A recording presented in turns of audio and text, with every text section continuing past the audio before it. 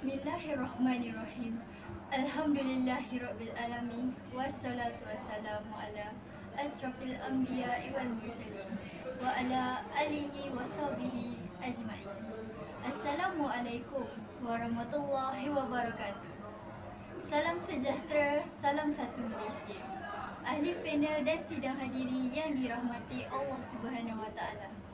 Segala puji-pujian kehadrat ilahi kerana limpah dan kurnianya dapat kita bersama-sama berjumpa dalam majlis forum kita pada hari ini.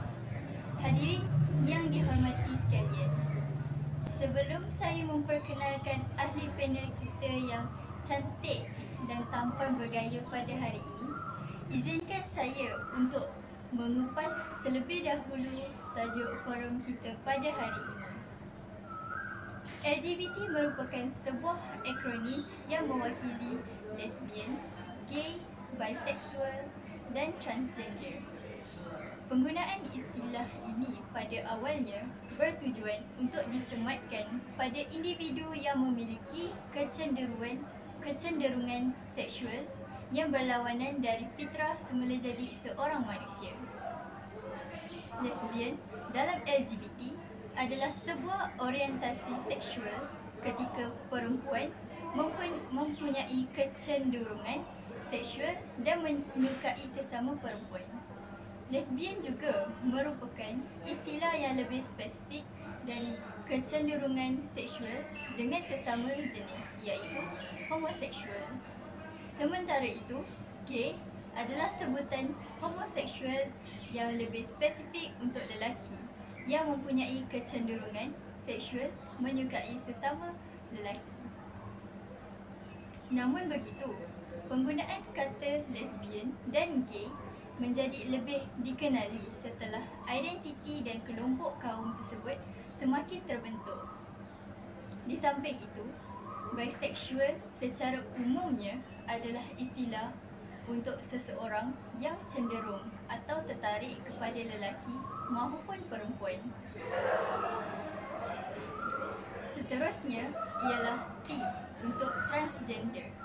Istilah transgender dalam LGBT sering disalahertikan dengan istilah transseksual. Jika seseorang melakukan prosedur pembedahan untuk mengganti alat kelamin, ia disebut sebagai transseksual.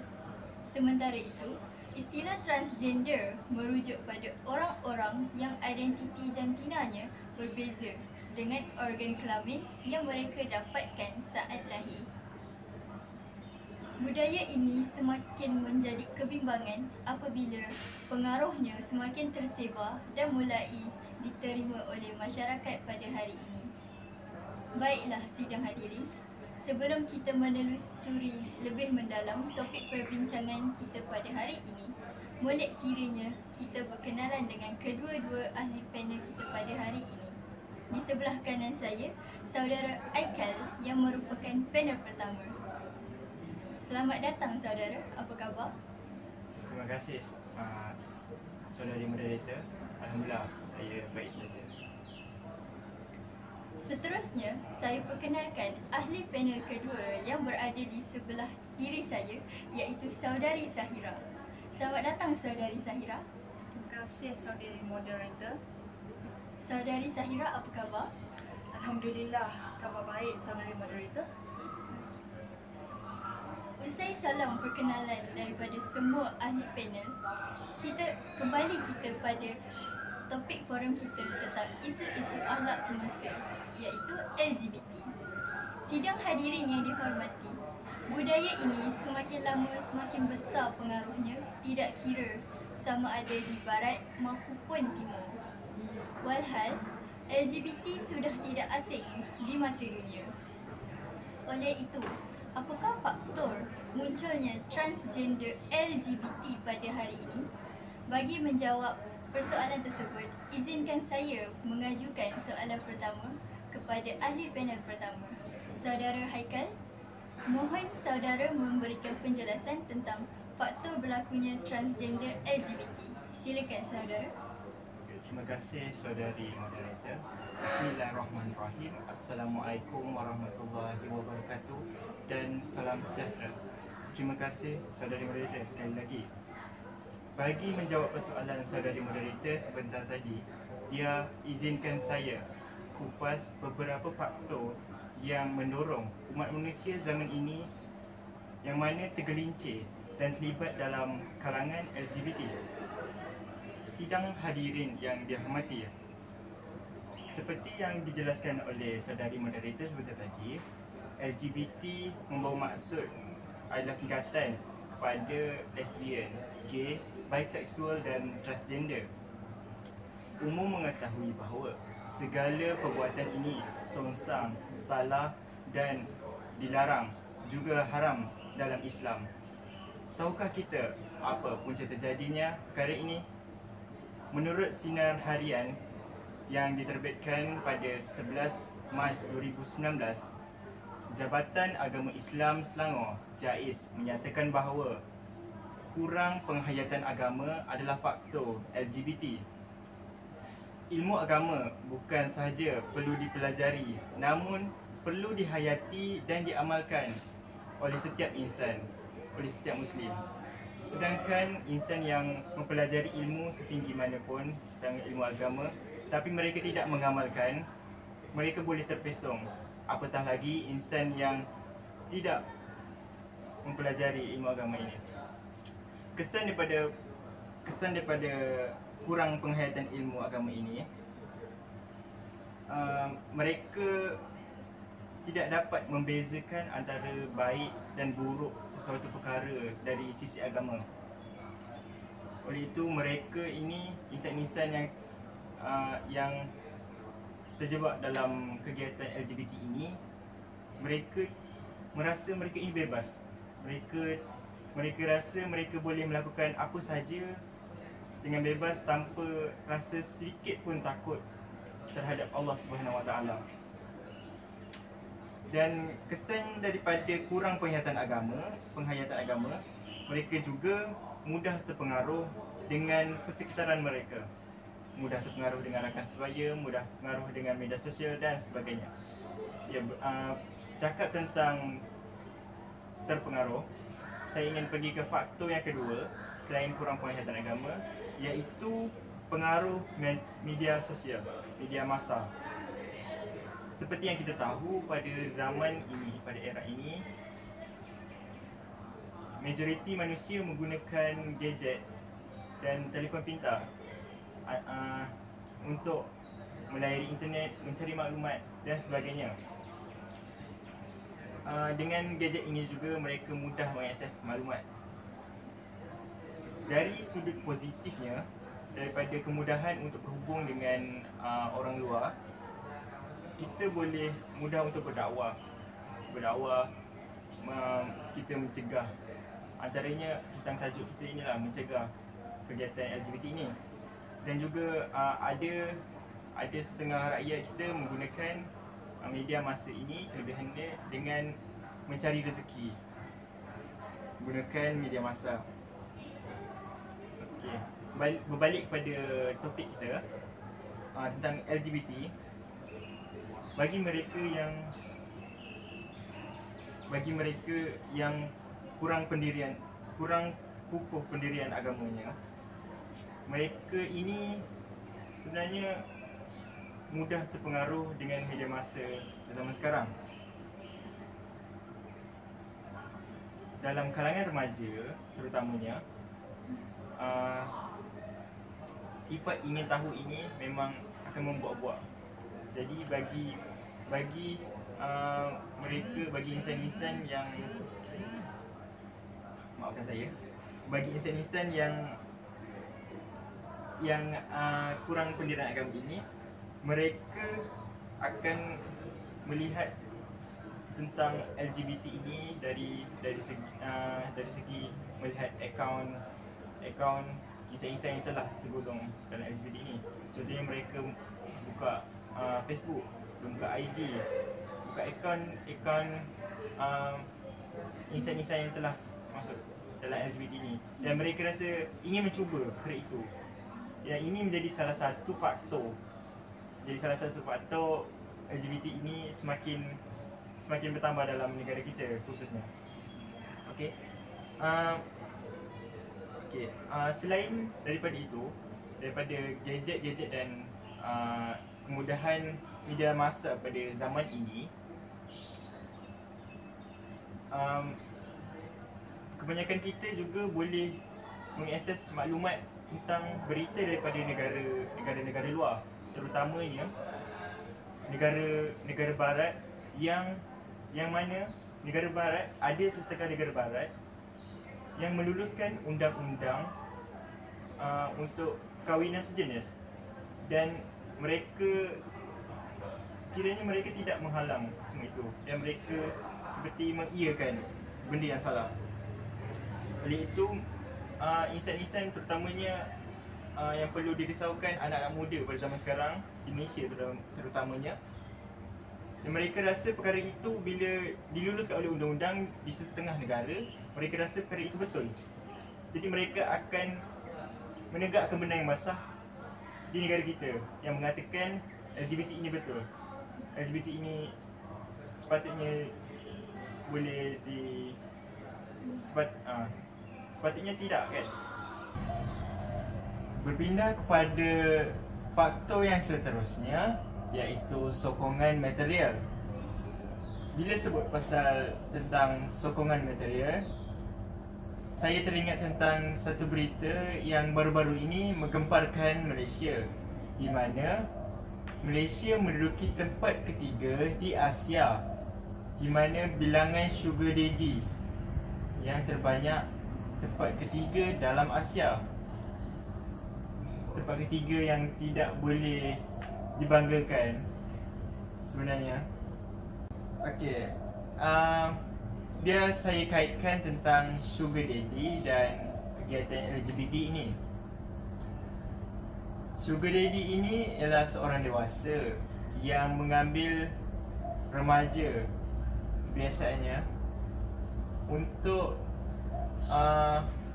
memberikan harta, duit dan kemewahan kepada remaja-remaja itu, dengan sebagai gantinya remaja itu dapat memuaskan nafsu si dewasa ini.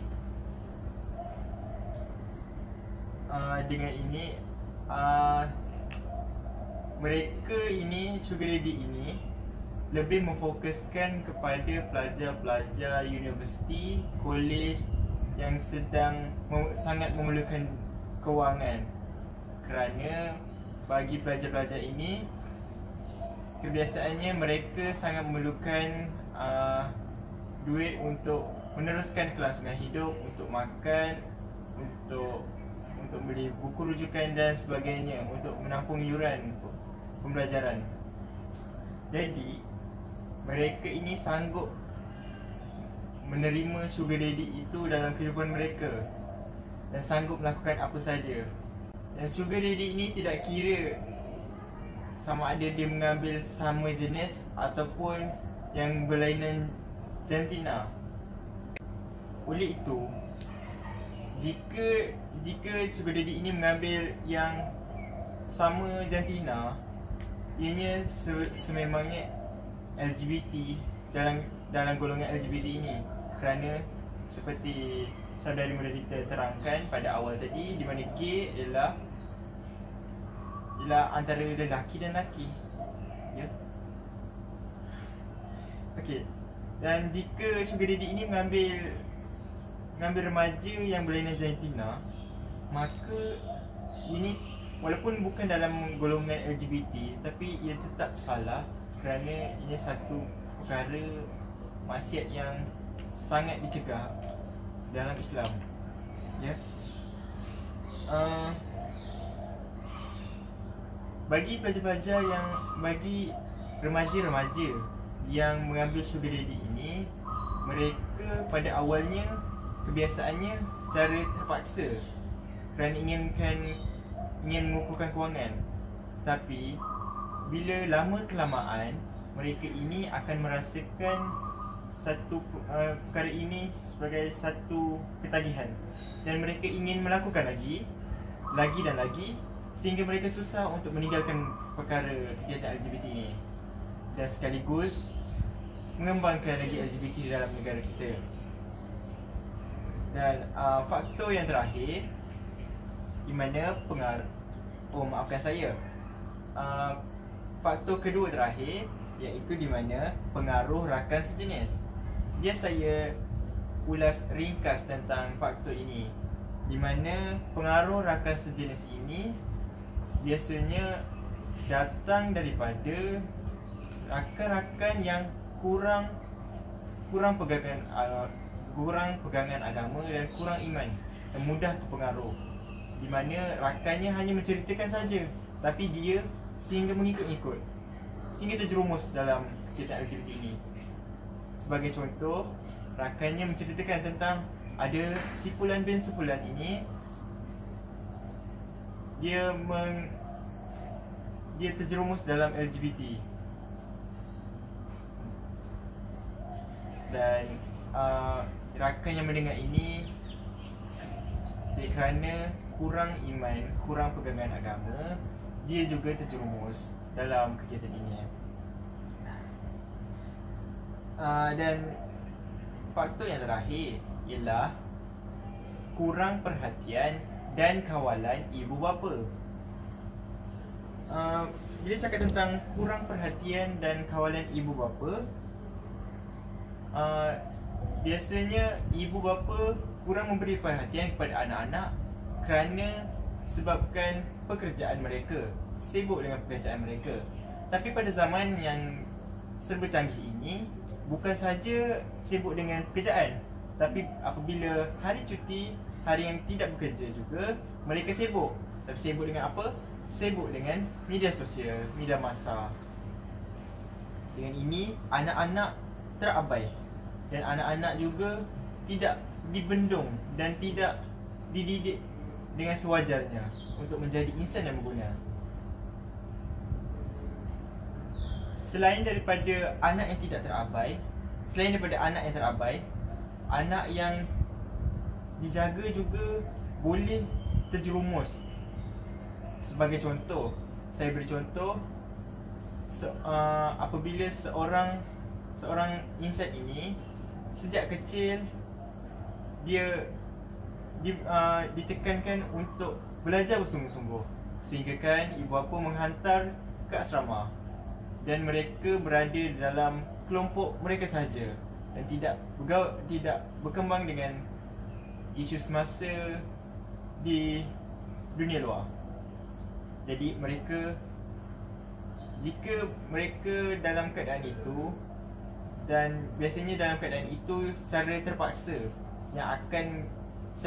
dalam keadaan itu mereka akan rasa tersepit dan tidak akan faham apa-apa, sehingga kan tidak tahu membezakan antara baik dan buruk. Dan pada satu ketika boleh jadi juga mereka ini akan terjerumus pada masa akan datang, terjerumus dalam LGBT. Ya. Ini kerana apabila mereka duduk di asrama dan kemudian bila habis saja di peringkat sekolah, mereka sambung di kolej dan universiti, mereka pun berada di luar kawalan ibu bapa. Ya, kerana mereka tidak berada di rumah, mereka berada di asrama, mereka berada di kolej masing-masing, dan mereka akan rasa seperti bebas melakukan apa-apa tanpa sebarang kawalan ibu bapa. Dan ini juga boleh menjadi faktor untuk mereka terjerumus dalam LGBT ini. Okey, biar saya simpulkan sedikit tentang apa yang saya telah huraikan, bahawa terdapat banyak faktor yang boleh menyebabkan terjadinya LGBT ini. Dengan pendedahan saya sebentar tadi, maafkan saya,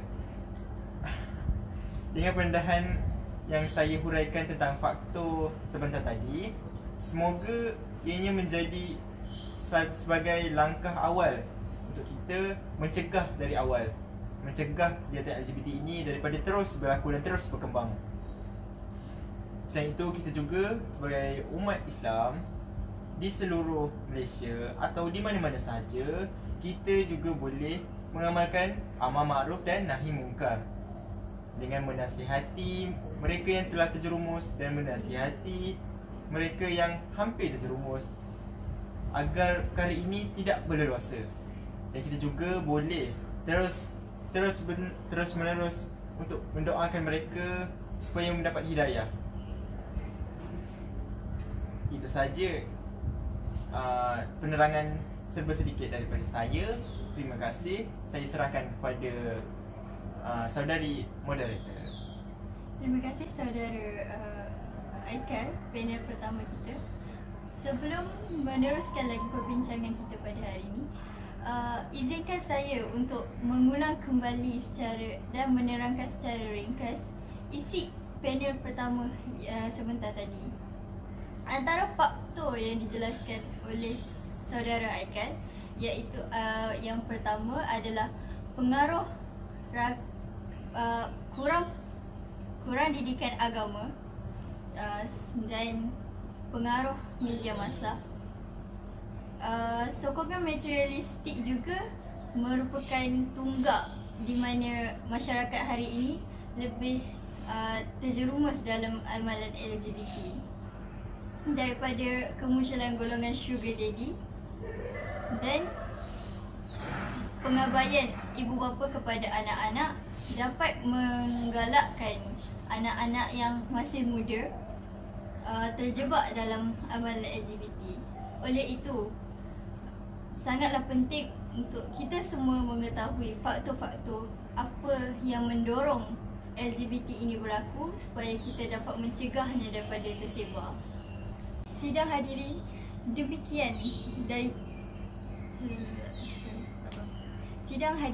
demikian tadi penghuraian tentang faktor di mana terjadinya pengaruh LGBT di negara kita. Seterusnya, saya mohon pencerahan daripada ahli panel kedua kita, saudari Sahira, tentang cara mengatasi merebaknya gejala LGBT dalam masyarakat. Silakan, saudari. Bismillahirrahmanirrahim. Assalamualaikum dan salam sejahtera. Terima kasih saudari moderator atas persoalan tersebut. Untuk membendung golongan LGBT dari terus merebak dan mempengaruhi generasi muda pada hari ini, pertama sekali, ibu bapa memainkan peranan yang paling penting. Yang kita tahu bahawa ibu bapa perlu mengawasi keadaan anak-anak mereka pada setiap masa. Perubahan fizikal dan emosi anak-anak juga perlu sentiasa dikawal agar kecenderungan mereka terhadap gejala LGBT ini dapat dibendung. Ibu bapa juga boleh memantau dan ibu bapa mesti memantau anak-anak mereka dengan cara memeriksa kandungan, telefon bimbit anak-anak, berkenalan dengan rakan-rakan mereka dan memahami peribadi anak-anak mereka. Tindakan yang tegas wajar diambil oleh ibu bapa sekiranya anak-anak mereka terlibat dalam gejala LGBT.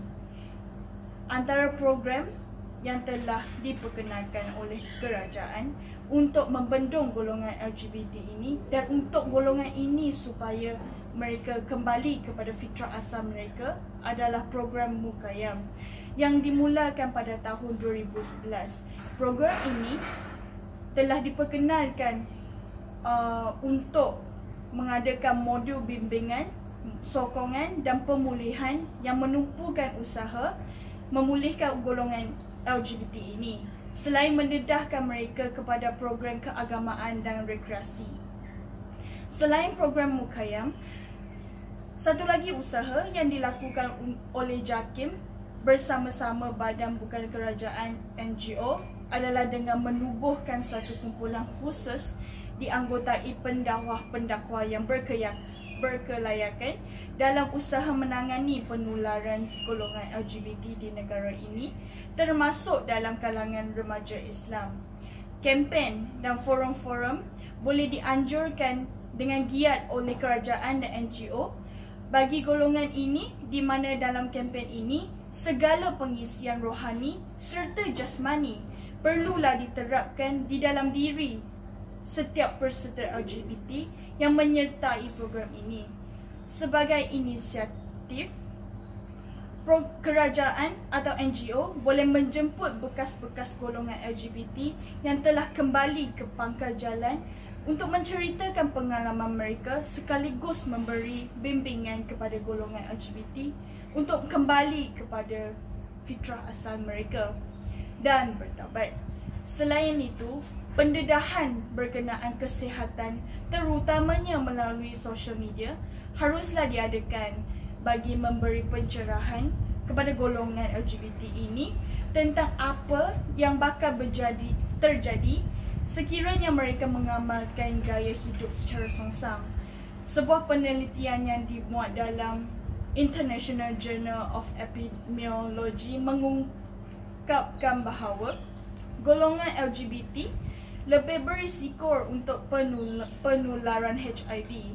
Justru, bantuan kerajaan pusat amatlah diharapkan untuk membantu dan menyokong usaha yang dilakukan oleh badan-badan perundangan Islam seperti JAKIM dan badan-badan perundangan Islam yang lain untuk membasmi serta membendung gejala LGBT ini dari terus merebak ke akar umbi pemikiran anak bangsa kita.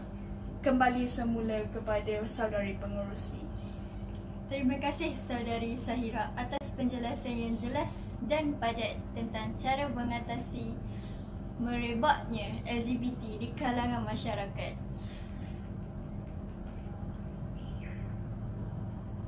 Demikianlah tadi perbincangan daripada semua ahli panel kita tentang forum kita pada hari ini, iaitu isu akhlak LGBT.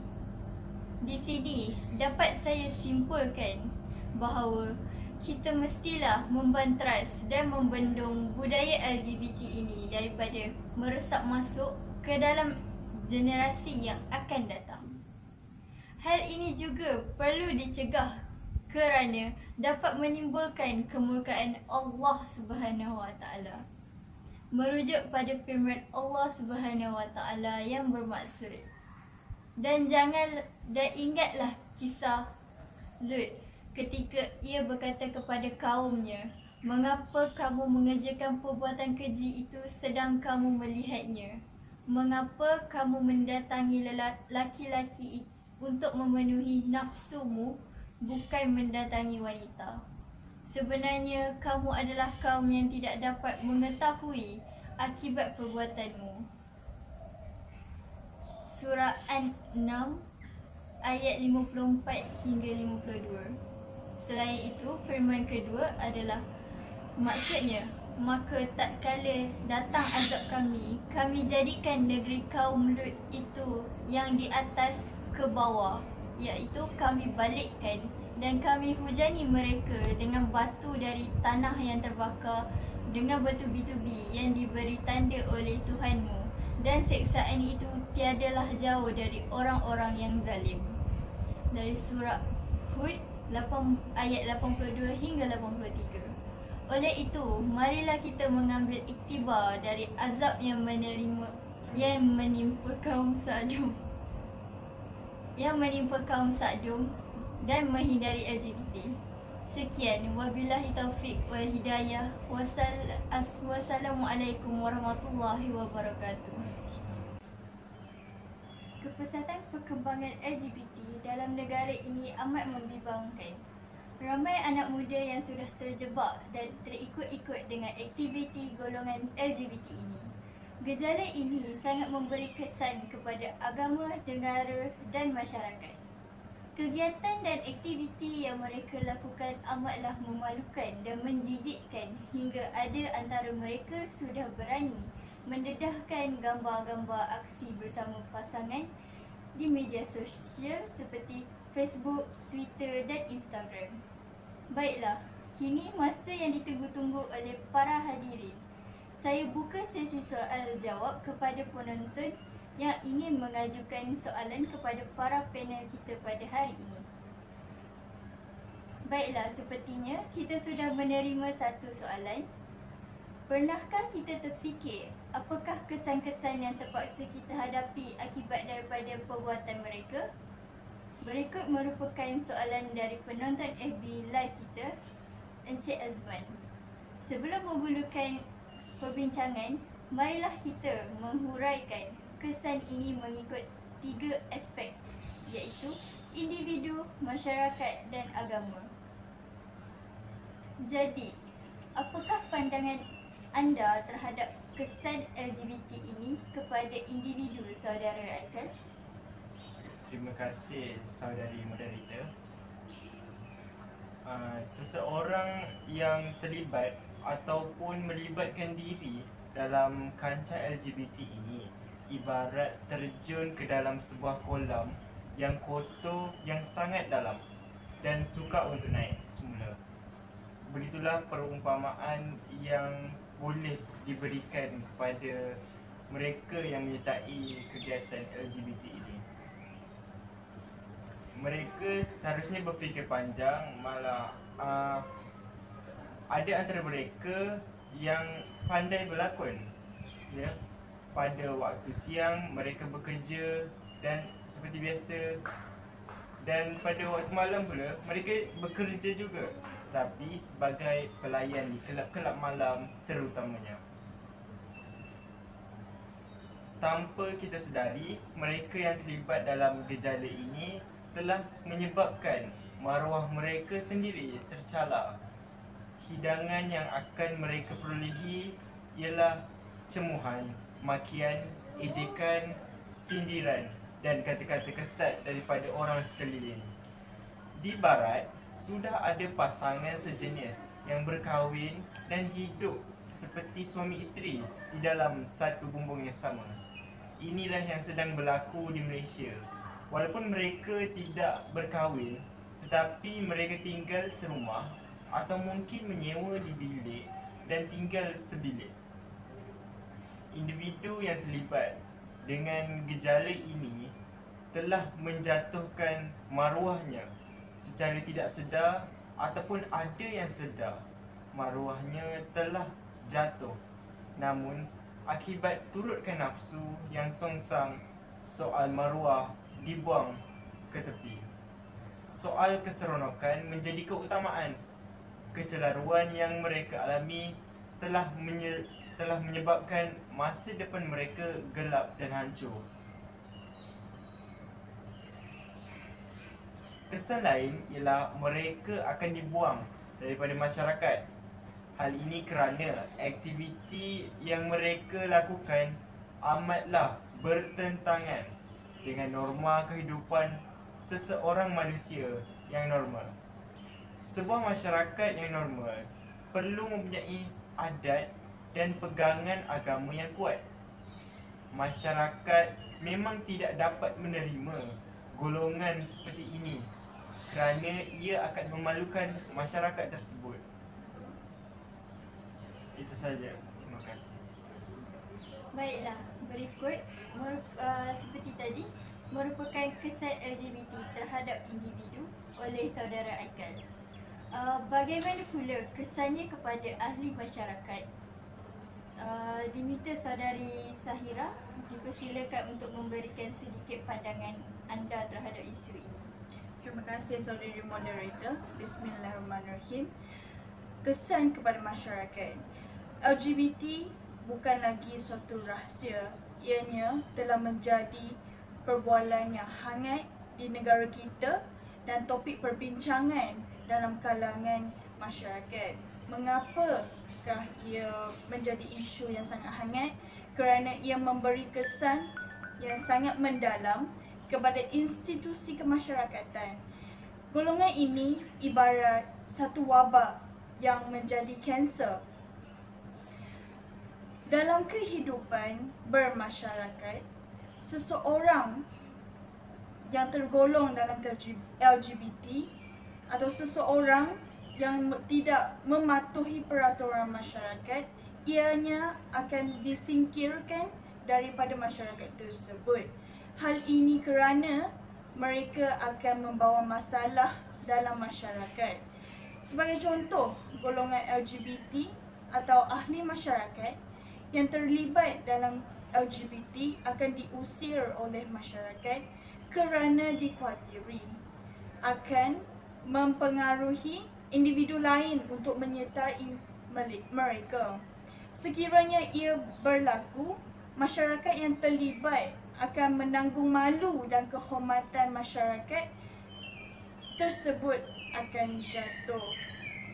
Dapat kita lihat di sini, kesan LGBT terhadap masyarakat amatlah dahsyat kerana ia melibatkan maruah sekumpulan manusia yang sentiasa menjaga adat tata susila dan pegangan agama.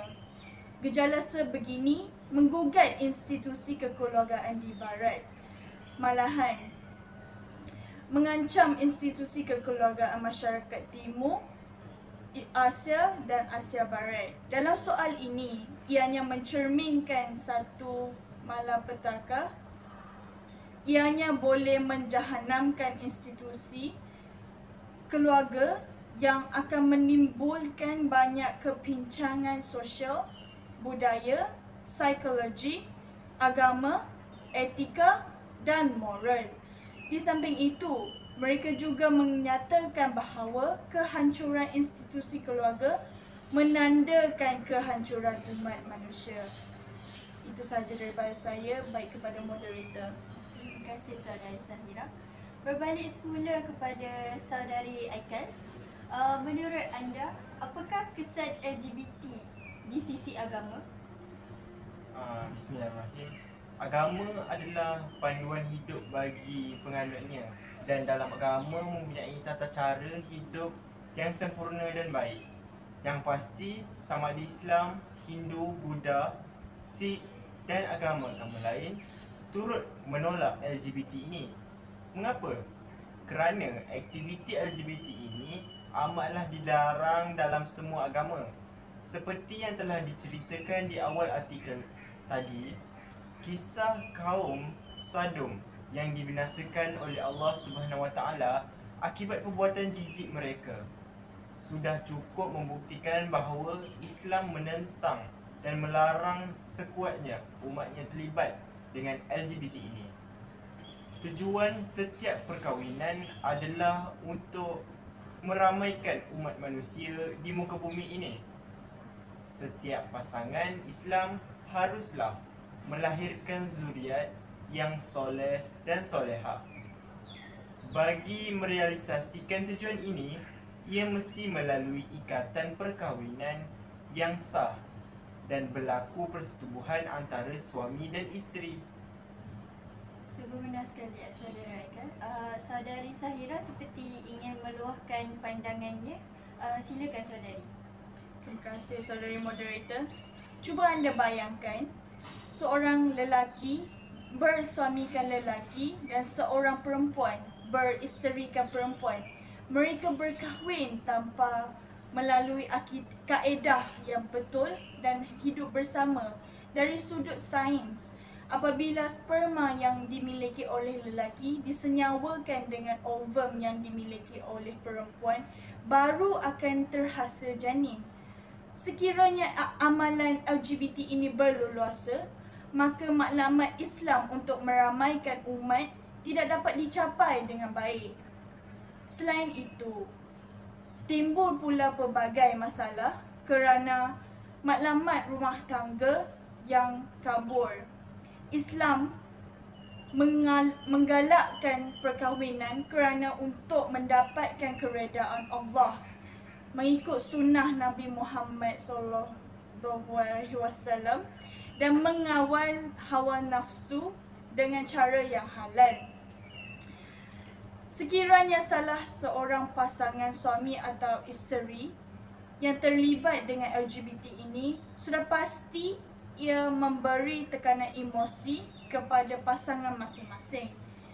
Kesannya juga kadangkala tidak dapat menumpukan perhatian sepenuhnya kepada ibadat harian yang wajib ditunaikan oleh orang Islam.